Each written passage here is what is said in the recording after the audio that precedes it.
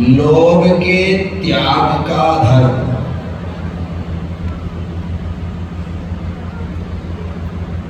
जहां लाभ होता है वहां लोभ होता है, लेकिन जहां शुभ लाभ होता है वहां संतोष होता है।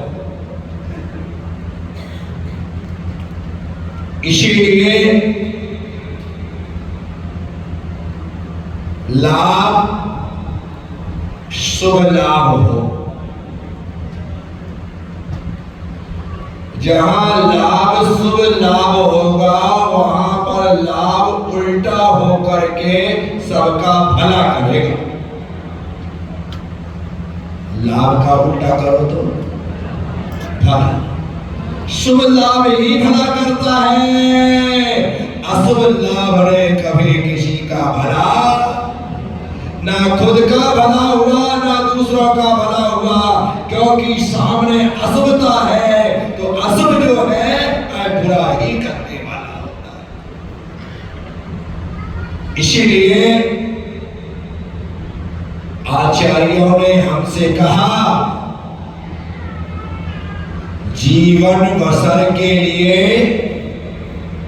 रोटी कपड़ा मकान की तुम्हें आवश्यकता है, और आवश्यकता की पूर्ति होना संभव है, आकांक्षा की पूर्ति होना संभव है। समुंदर कभी तृप्त नहीं होता, होता है क्या? कितना भी पानी उसमें डाला जाए, कितनी भी नदियां गिरे, वो हमेशा अतृप्त ही रहता है। शमशान कभी तृप्त नहीं होता, कितने भी मुर्दे आकर के जल जाए वो हर समय तैयार रहता है, ये तृप्त नहीं। शायद लोभी व्यक्ति का मन भी समुंदर के समान है या शमशान घाट के समान है, जिसमें जितना डाला जाए जितना डाला जाए जितना डाला जाए सब समाहित हो जाता है। वह कभी मना ही नहीं करता कि बस पेट तो दिन में 2 बार मना करता है कि बस, करता है ना। कोई आधी रोटी भी एक्स्ट्रा दे तो कहते हैं पेट फाड़ेगा क्या, नहीं हो सकता। पेट दिन में 2 बार मना, लेकिन पेटी पूरी जिंदगी में 1 बार भी मना नहीं करती, करती है। पेट उसने बनाया ना, इसलिए ये रोज भर जाता है, और पेटी तुमने बनाई है तो जीवन भर में भी नहीं भर पाती है। भरती है क्या? जितने बड़े हाथ हमें मिले हैं उतना ही बड़ा पेट मिला है। ये मत समझना कि तुम्हारा पेट बहुत बड़ा है, नहीं, हाथ के हिसाब से ही पेट है। इसकी साइज कितनी भी बढ़ जाए लेकिन तुम्हारे हाथ से वो बड़ा नहीं हो सकता। जो पेट हाथों से ढका जा सकता है वो पेट हाथों से भरा जा सकता है, और जो पेटी हाथों से नहीं ढकी जा सकती वो पेटी हाथों से नहीं भरी। तुमने इतनी बड़ी बना ली अपनी औकात से ज्यादा, कितनी, अपनी हैसियत से। पूरा परिवार भी मिलकर के उस पेटी को ढके तो ढक ना पाए। जब पूरे परिवार से वो ढक नहीं पाती है, इसलिए सब मेहनत मशक्कत करते हैं तो भी भर नहीं पाती है।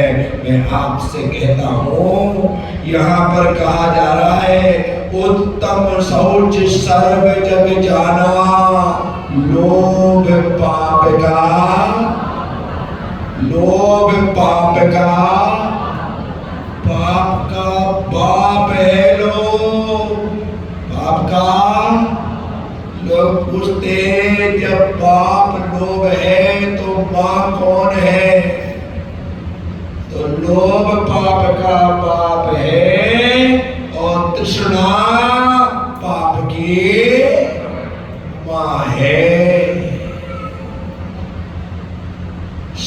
क्यों? एक छोटी सी प्यारी सी सुंदर सी कहानी है। क्या बात है, मतलब मैंने सुनाया नहीं और आपको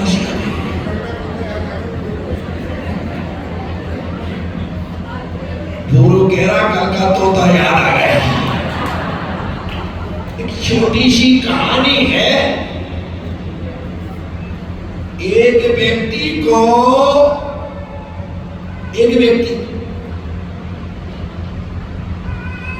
भगवान को चढ़ाने के लिए एक नारियल की जरूरत थी।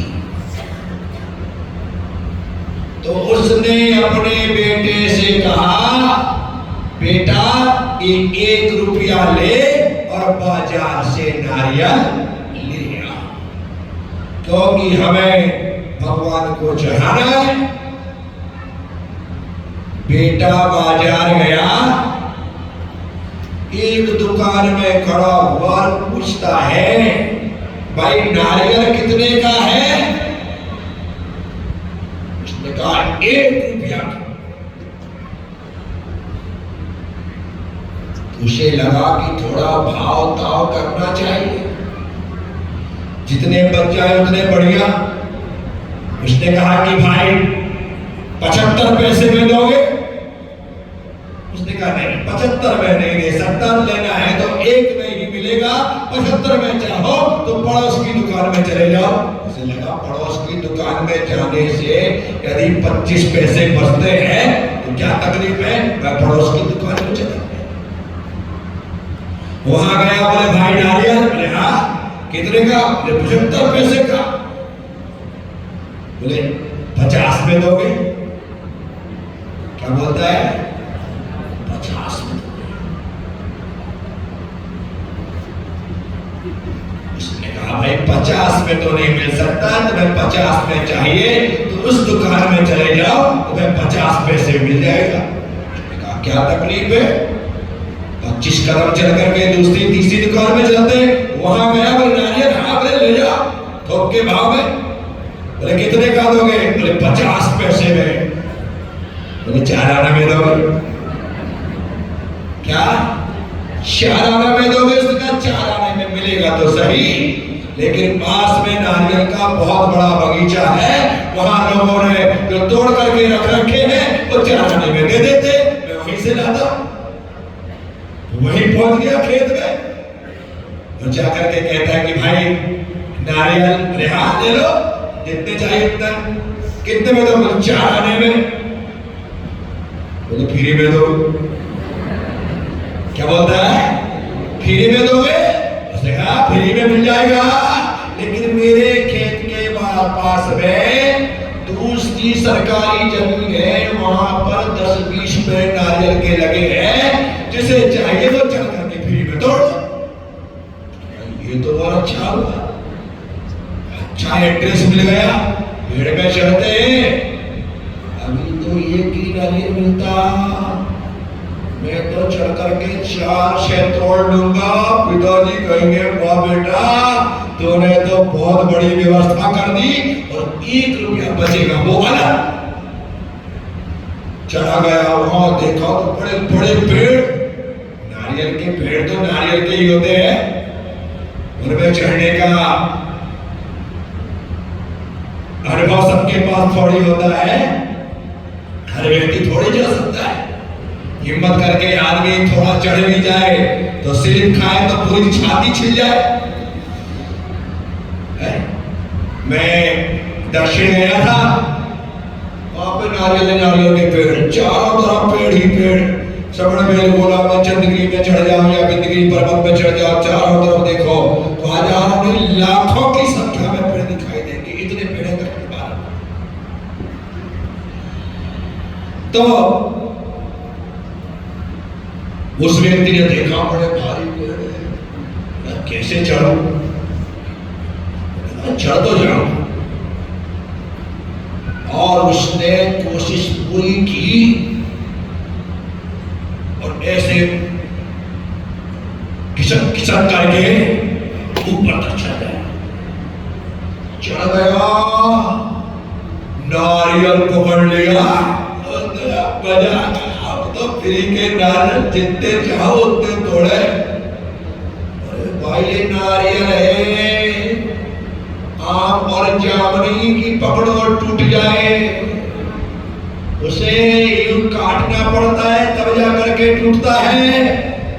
और भला आदमी उसे पता तो था नहीं, नारियल को पकड़ा, एक हाथ से घुमाया, घुमाता गया, नहीं खुला तो उसने दोनों हाथ से घुमाना चालू किया।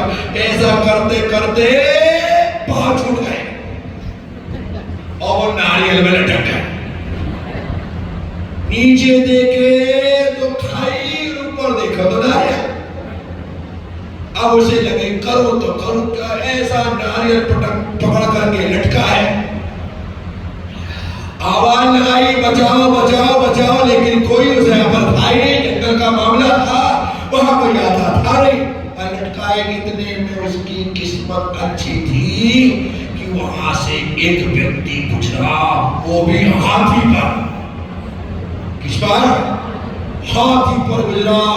हाथी वाले ने देखा, उसे लगा कि बाप रे बाप, अरे मुझे हाथी वाले भैया मुझे बचा लो। हाथी वाला भागने लगा, अरे वो कोई भूत प्रेत नहीं हो, मैं नारियल तोड़ रहा था, बाप मुझे स्लिप हो गए और मैं नारियल में लग गया, मुझे बचा लो, बचा लो। हाथी वाले ने कहा बचाऊंगा तो सही, लेकिन तू मुझे क्या देगा? तू मुझे क्या देगा? हाथी वाला भी तो इंसान है, उसके भीतर भी तो लोग था, क्या देगा? कहा मेरे पास तो कुछ है नहीं, और कुछ नहीं है तो लटका रहा है, मैं चला। और नहीं क्यों आप बोलोगे, वो दे देना, पूरे 100 रुपया लूंगा। कितना? 1 रुपये को बचाने के चक्कर में 99 और बोल सौदा पक्का तो उतारू, अन्यथा मैं चला।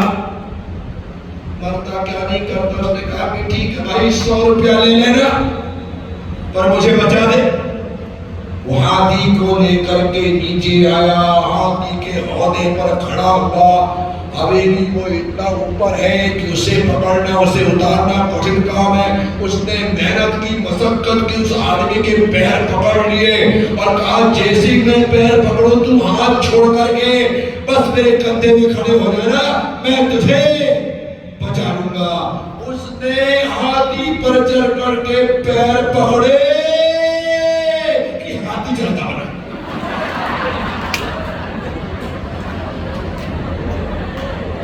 हाथी कितने लटक गए? तो लटक गए एक के 10 मिनट हो गया। ऊपर वाले ने कहा मेरे हाथ बहुत दुखने लगे हैं, अब मैं हाथ छोड़ रहा हूं। क्या बोलता है? मैं हाथ छोड़ रहा हूं। उसने कहा कि मेरे भाई तू तो मरेगा, मुझे मारेगा, हाथ मत छोड़ना। अरे ठीक है मैं हाथ नहीं छोड़ूंगा, और मुझे क्या देगा? और मुझे क्या देगा? उसने कहा क्या तू मुझे 100 रुपए दे रहा था, अब तू मत दे, मैं दे दूंगा, लेकिन हाथ मत छोड़ना। 100 रुपए देने पड़ेंगे। बोले ठीक है। और वो 100 रुपए के लोभ में पकड़ करके लटका रहा हाथी वाला उसके पांव में। इतने में वहां से एक ऊंट वाला निकला। इन दोनों ने आवाज लगाई, कहा भैया बचा ले। ऊंट वाले ने देखा ये दुनिया में कौन सा करिश्मा, एक आदमी को तो लटका मैंने देखा, लेकिन 2। बोले क्या मान रहा है? बोले क्या बताऊं यार, ये जो श्रीफल तोड़ रहा था, नारियल तोड़ रहा था, इसे बचाने के चक्कर में मैं आया और मैं भी लटक गया, मैं भी लटक गया। अच्छा तो ठीक है, मैं तुम्हें बचा तो लूंगा, लेकिन मुझे क्या दोगे? ऊंट वाले ने कहा मुझे क्या दोगे?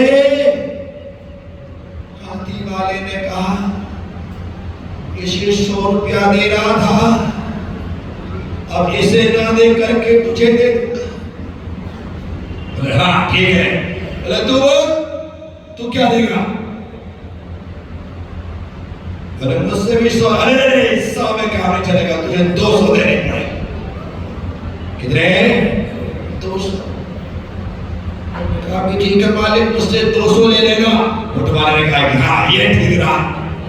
और वो ऊँट लेकर के नीचे आया, बढ़िया तरीके से ऊँट के ऊपर खड़ा हुआ। उसे लगा कि 100 तो देगा हाथी वाला, 200 देगा नारियल वाले ऊपर वाला, और 300 रुपये हो जाएंगे। आज तो मजे, हमें कई दिनों का काम हो गया। 300 रुपये किसे कहते हैं? उसने ऊँट के ऊपर खड़ा हुआ, उसके पैर पकड़े और पैर पकड़ करके उन्हें उतारता कि ऊँट कितने हो गए? कितने लटकाना है? आप बोलो, मैं तुम्हारे हिसाब से लटकाता जाऊंगा। 5 लटकाना है।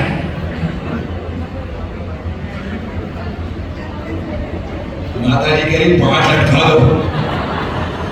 ऊँट वाले के बाद घोड़े वाला ले आओ, घोड़े वाले के बाद गधा वाला ले आओ। ऊपर वाले के सोचो माता जी बेचारे के हाथ है या क्या है? 3 लटक गए, एक के नीचे एक। ऊपर वाले ने फिर गेम खेला। क्या? फिर गेम खेला। उसने कहा देखो भाई, अब तो हाल हो चुकी है, अब तो मेरे हाथों में इतना पसीना आ गया है कि मैं अब हाथ छूट ही जाएगा। ऊँट वाले ने कहा मेरे भाई ऐसी गलती मत करना, था मैं कहीं का नहीं रहूंगा, मैं तो मर ही जाऊंगा। मेरे परिवार को पालने वाला मैं ही हूं और कोई नहीं है, इसलिए हाँ। और क्या देगा? ऊँट वाले ने कहा तू मुझे 200 दे रहा था तो 200 दे देना, मैं तुझे दे दूंगा, लेकिन हाथ मत छोड़ना। ठीक है? हाथी वाला और तू क्या देगा? बोले 100 गुना दे करके तुझे दे दूंगा। बेईमानी करता है। अब तुझे 300 लगेंगे।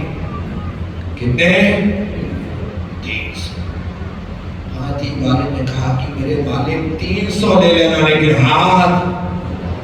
ऊपर वाले ने कहा कि भाई यार, ऊँट वाला 200 देगा, हाथी वाला 300 देगा, 500 रुपया, और ऊपर से मिलेगा नारियल। क्या मिलेगा? खुशी में बजानी थाली, खुशी में ताली बजा दी। और जैसे ही ताली बजाए कि निर्मपा में दे,